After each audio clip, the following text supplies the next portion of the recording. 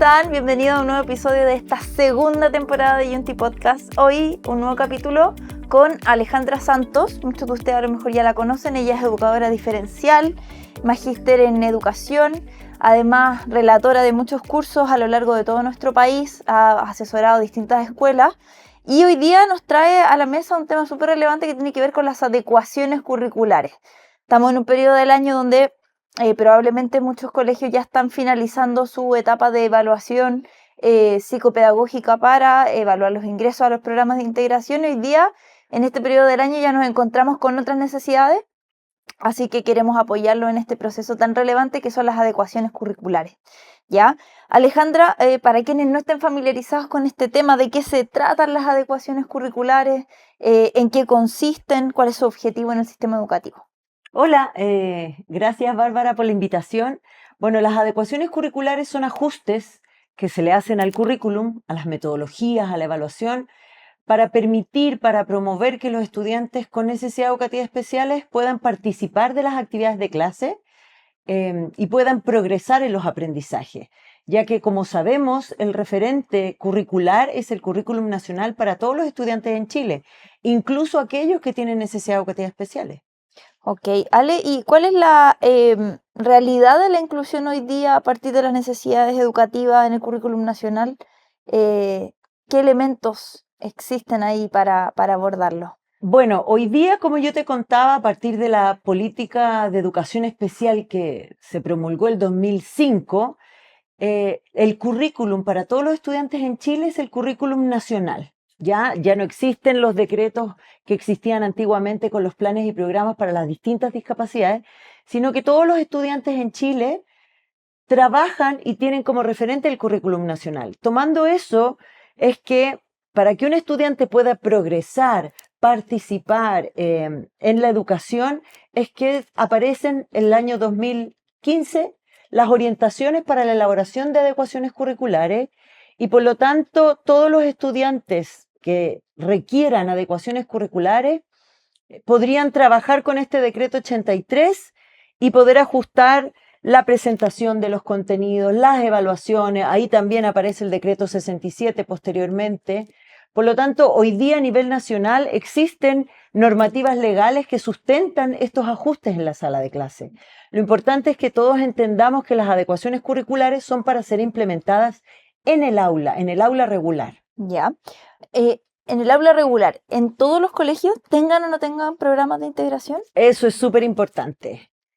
El decreto 83 promueve las orientaciones, los criterios para la elaboración de adecuaciones curriculares en colegios con PIE o sin PIE. Por lo tanto, hoy día los colegios que no tienen programas de integración o programas de inclusión, de todas maneras tienen que trabajar con adecuaciones curriculares en escuelas especiales, en escuelas hospitalarias, en escuelas de adultos, con PIE o sin PIE. Perfecto, eso es súper relevante porque siempre queda como ahí en la nebulosa esa situación de, nosotros no tenemos programa de integración. No tenemos que hacer adecuaciones curriculares, pero eso no es así. Excelente, ya, entonces tenemos ahí la normativa que respalda. En relación al decreto 83, tú lo mencionaste, es una de las principales normativas en esta materia. ¿Podrían explicarnos un poquito más en qué consiste y cómo los establecimientos lo pueden llevar a cabo? Bueno, hay tres conceptos que yo siempre utilizo y que se desprenden del decreto 83, que tiene que ver con que a partir de las adecuaciones curriculares nosotros podemos asegurar la permanencia, el progreso y la participación de los estudiantes con necesidades educativas especiales del proceso de enseñanza-aprendizaje.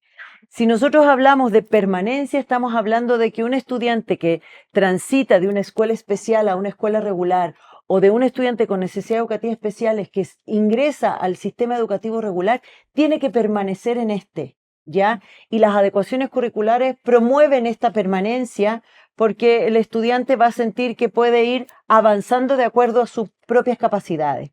De ahí se desprende entonces el progreso, porque lo que nosotros queremos con las adecuaciones curriculares es que progrese en su aprendizaje y que progrese a través de la trayectoria escolar, que pase de curso, que sea promovido, que aprenda. Y la participación, porque a través de las adecuaciones curriculares también podemos fortalecer y promover que los estudiantes participen en la medida de lo posible de las mismas actividades que están realizando sus compañeros, al menos desde la misma habilidad o desde el mismo contenido temático.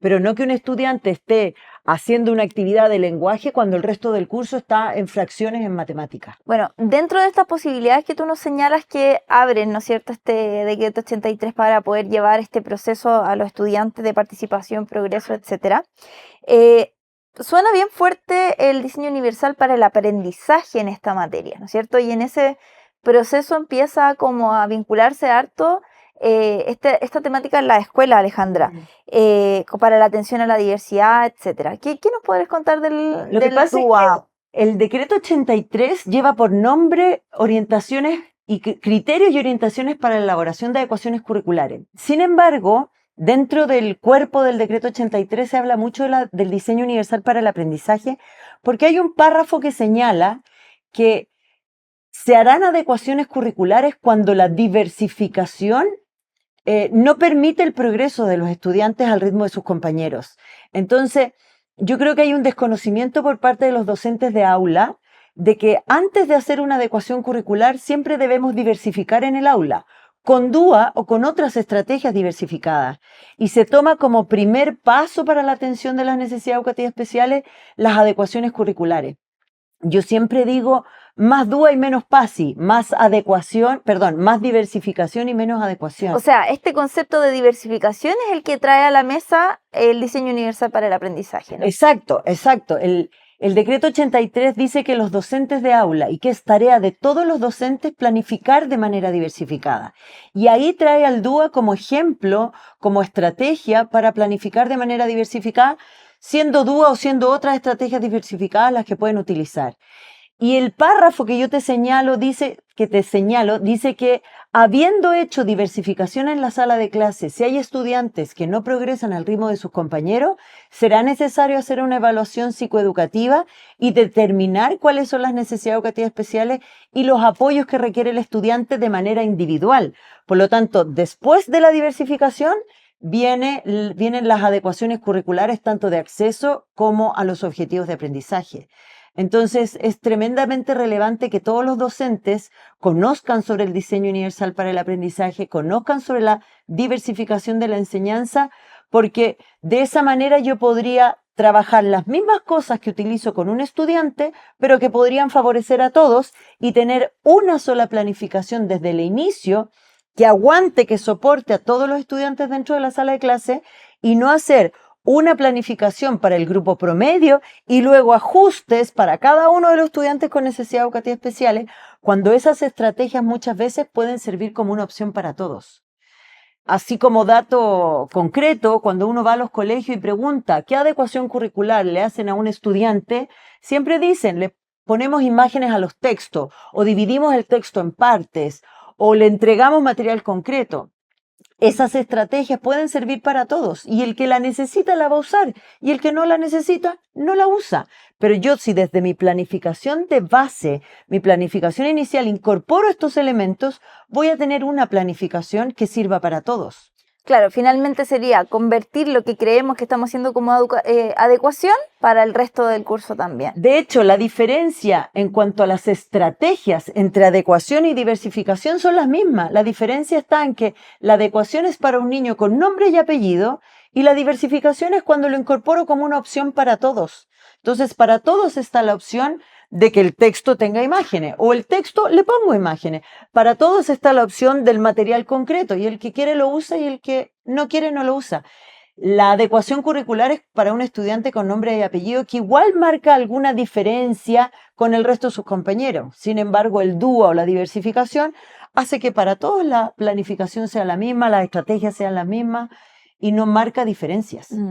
Y a veces hay como harta referencia que el DUA no es muy real para llevarlo a cabo en el aula. Tú mencionaste ahora ejemplos bien reales. ¿Están así eso de que el DUA no está muy acorde a la realidad educativa de nuestro país? Mira, la verdad es que el DUA es un conjunto de estrategias, de consideraciones, de pautas que podemos realizar dentro de la sala de clase. Y si uno mira videos de DUA en Estados Unidos, claro, la realidad es otra. Materiales tecnológicos, pocos niños en la sala de clase, mucha experimentación y participación. Y a veces en Chile, en una sala con 40 niños, es difícil hacer eso. Pero el DUA abre por lo menos nosotros desde Junti Psychometrics lo vemos desde una mirada mucho más práctica, más contextualizada y más sencilla. Yo siempre le digo a los profes, si usted utiliza una guía de matemática, no haga otra diferente. Simplemente tiene que agarrar una tijera y cortar esa guía y entregar los 2 primeros problemas de matemática. Y no una guía de 3 páginas con 15 problemas. Eso ya es diversificar.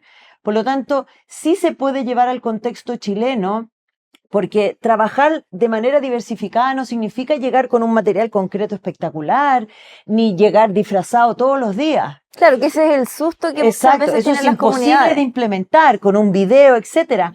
Pero si yo tengo, por ejemplo, estudiantes de quinto a cuarto medio, en donde el acceso a la información es a través de un texto escrito, en una clase de historia, por ejemplo, los alumnos tienen que leer el libro en la página 42 y 43 para desarrollar las actividades de la página 44.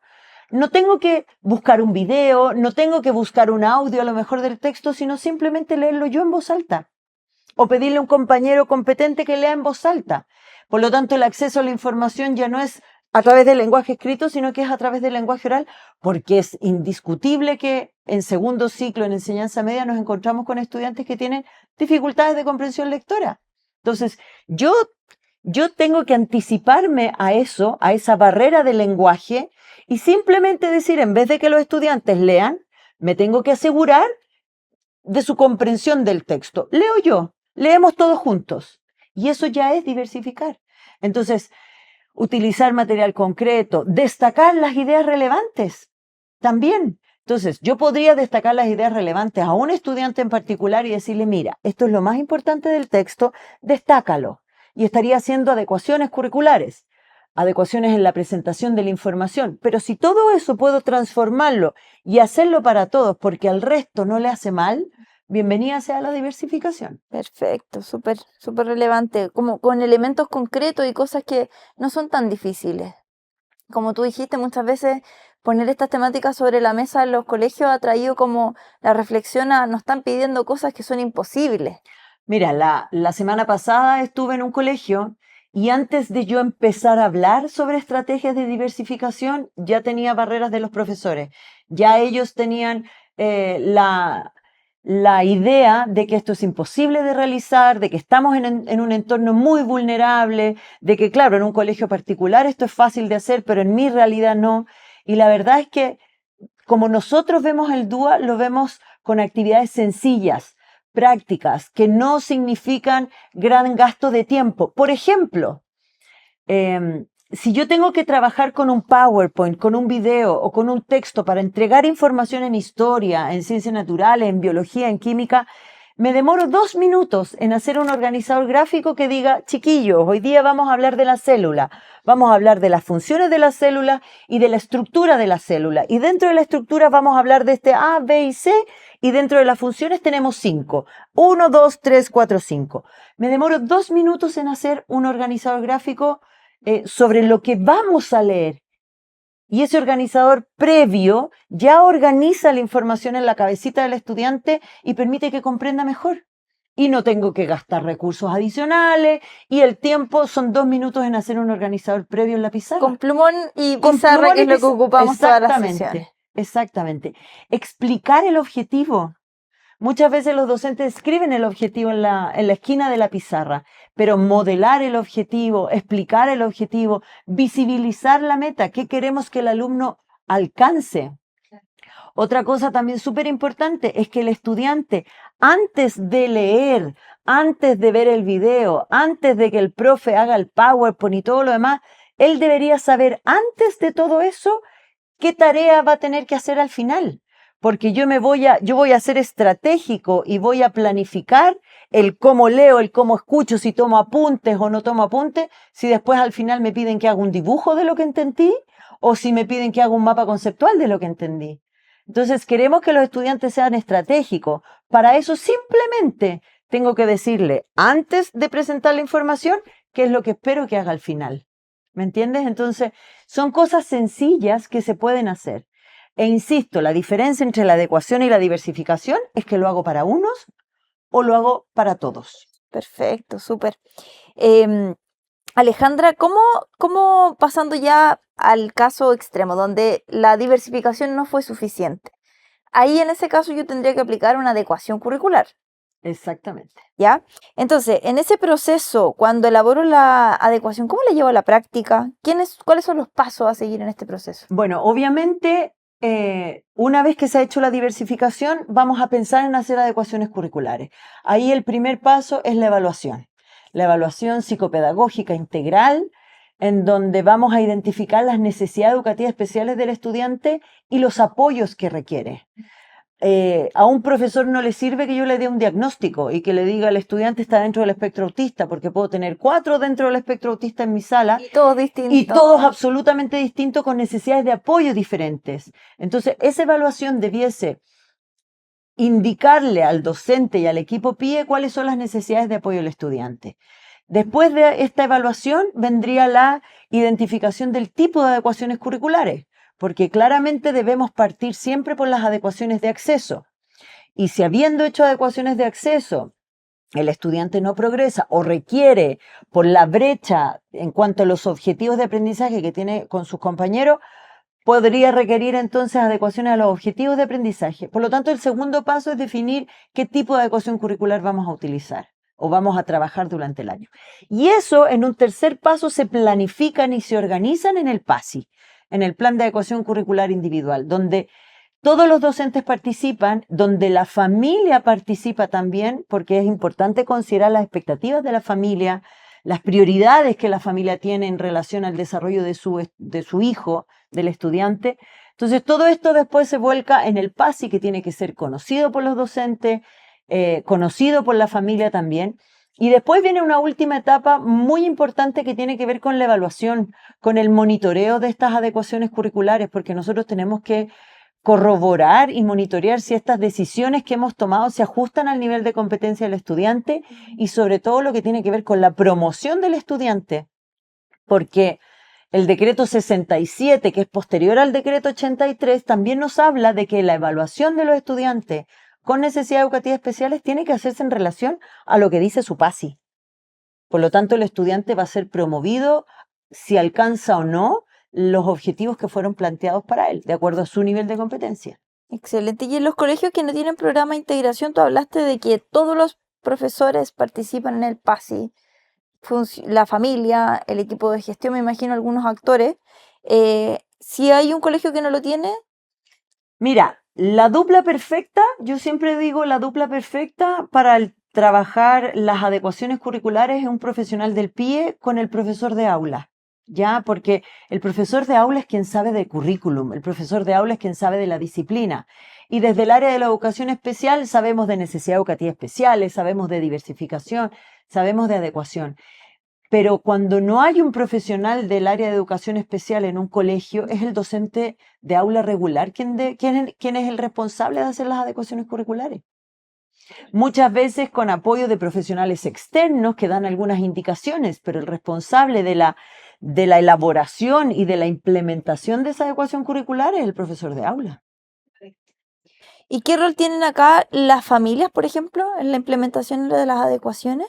Bueno, la familia tiene que estar al tanto y es súper importante considerar la opinión de la familia al momento de elaborar las adecuaciones curriculares, porque nosotros incluso podemos llegar a la eliminación de algunos objetivos de aprendizaje y eso tiene que estar consensuado con la familia. Ahora, en la implementación de las adecuaciones curriculares, el equipo de aula es el que toma el papel relevante y a lo mejor podrá dar algunas indicaciones y actividades para la casa, pero lo relevante se desarrolla en la sala de clase, porque la adecuación curricular se implementa en el aula, tampoco en el aula de recursos, sino que en el aula regular, porque es ajustar el currículum regular para que el alumno participe de las actividades de clase. Yo he escuchado en algunas oportunidades profesores que dicen, no, si este estudiante tiene adecuaciones curriculares porque lo evaluamos al 50%. ¿Eso es una adecuación curricular? ¿Estamos logrando el objetivo para apoyar a ese estudiante mediante ese tipo de estrategias? ¿O estamos utilizando y confundiendo los conceptos? Absolutamente, absolutamente. Antiguamente se hablaba de evaluación diferenciada y los profesores eliminaban preguntas en las pruebas o simplemente bajaban el nivel de exigencia un 50%. Eso para mí es evitar que el estudiante se saque un rojo, pero no hay no hay una enseñanza a partir de la evaluación, no hay un proceso de enseñanza-aprendizaje que derive en una evaluación de acuerdo a las competencias y a lo que se ha trabajado con el estudiante. Hoy día nosotros deberíamos hablar de adecuación curricular en las formas de respuesta, en donde vamos a adecuar el procedimiento, el modo en que el estudiante expresa lo que aprendió. Y eso sí permite que el estudiante aprenda a partir de todo el proceso de enseñanza-aprendizaje que incluye la evaluación, tanto formativa como sumativa. Bajar el nivel de exigencia de una prueba no genera aprendizaje, simplemente lo que busca es que el estudiante no se saque un rojo. El proceso de evaluación debiese permitir ajustar lo que nosotros estamos haciendo con los estudiantes. Claro, no deberían estar disociados en el fondo, Exacto. deberían ir en conjunto, ¿cierto? Como entrelazados. Exactamente. Súper, mira, ahí hay un elemento que yo creo que se sigue repitiendo, a pesar de que tú dijiste que el decreto 83 y el decreto 67 ya llevan varios años en vigencia. O sea, todavía hay harto trabajo ahí para darle respuesta a los estudiantes con necesidades.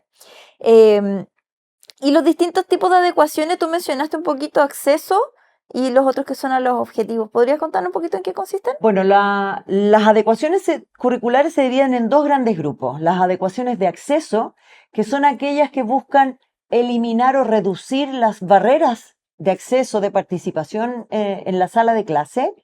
Y son adecuaciones que no disminuyen las expectativas de aprendizaje del estudiante, porque los objetivos los va a trabajar igual que sus compañeros. Simplemente estas adecuaciones de acceso lo que buscan es modificar la forma de presentación de la información de los contenidos, las formas de respuesta, el entorno en donde el estudiante está, la sala de clase, los ruidos, la iluminación, el mobiliario, los asientos, los espacios, y por otro lado los tiempos y los horarios. Porque podemos tener estudiantes con reducción de jornada o que ingresen un poquito más tarde o que se le dé más tiempo para la consolidación de un aprendizaje, etc. Y por otro lado tenemos las adecuaciones a los objetivos de aprendizaje que siempre van a ser posterior a haber intentado con las adecuaciones de acceso. Y estas adecuaciones a los objetivos de aprendizaje tenemos de 5 tipos. Graduación del nivel de complejidad del objetivo, en donde podemos graduar la habilidad dentro de la taxonomía o los contenidos, hacerlos menos complejos o más familiares. Tenemos la temporalización, donde podemos darle más tiempo a un estudiante para que consolide un aprendizaje. Tenemos la priorización, donde a lo mejor vamos a cambiar el orden temporal de los objetivos, pero sin renunciar a ninguno de ellos, sino más bien a trasladar uno antes que otro, porque es más importante.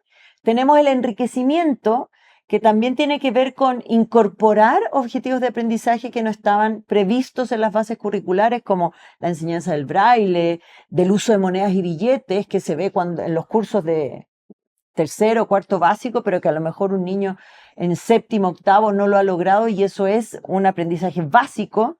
Y tenemos finalmente la eliminación de objetivos de aprendizaje, que también es una opción. También es una opción y que muchas veces los docentes tienen un poco de miedo de eliminar objetivos de aprendizaje. Ahora, obviamente eso hay que hacerlo bajo ciertos criterios y como última opción. Exacto.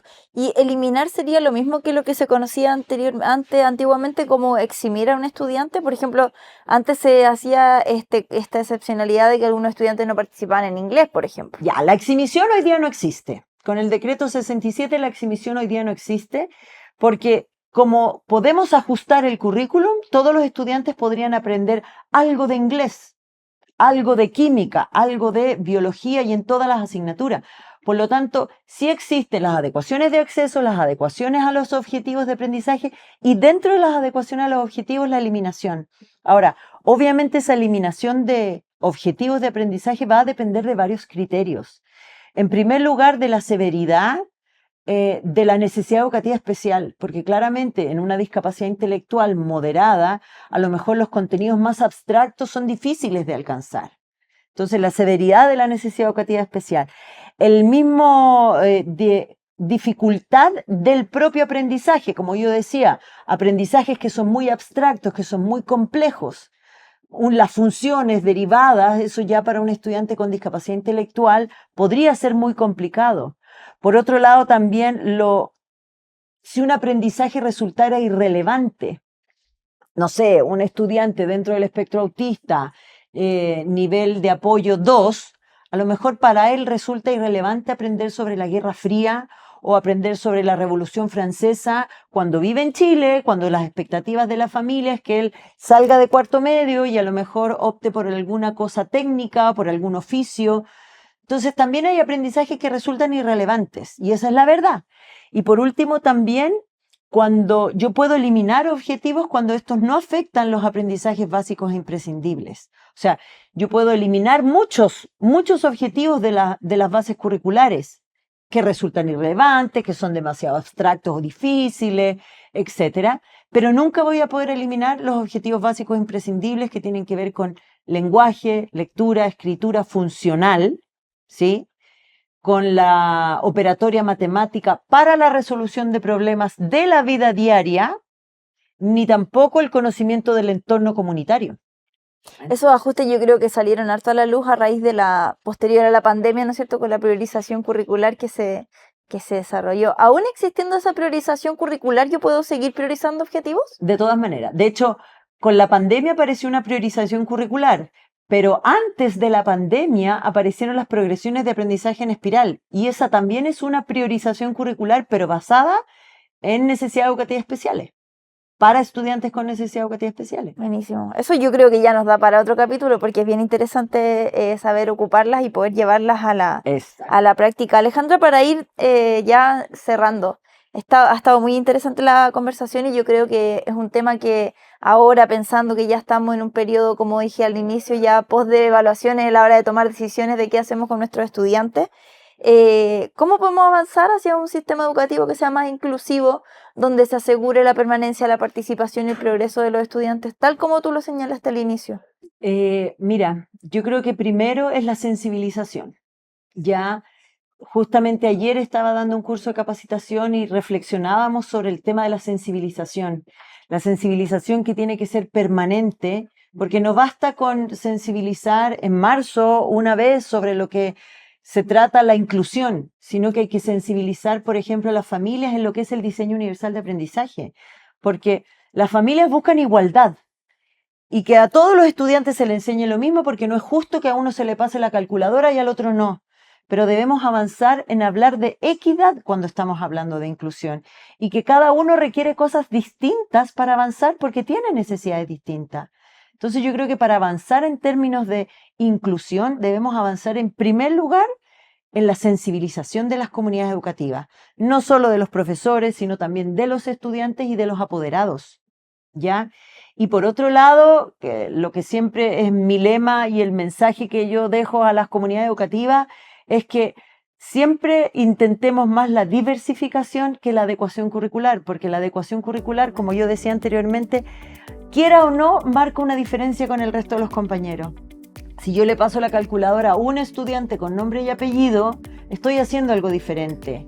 Pero si la opción de la calculadora está para todos, el que quiere la toma y el que quiere no. Varían los niveles de desafío, por ejemplo, de las tareas, porque todos tenemos niveles de competencia diferentes.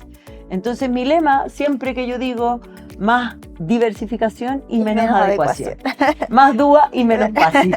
Alejandra, muchas gracias por haber estado en este capítulo. Gracias a ti. Me encanta y yo creo que esto le va a servir mucho a mucha gente. Así que un regalito para ti. Muchas gracias. Y gracias muchas por gracias. que la gente nos siga, que comente si les sirvió este capítulo y si quieren más capítulos con la Alejandra, que yo sé que la gente le gusta mucho escucharla. Así que muchas gracias. Nos vemos. Nos vemos.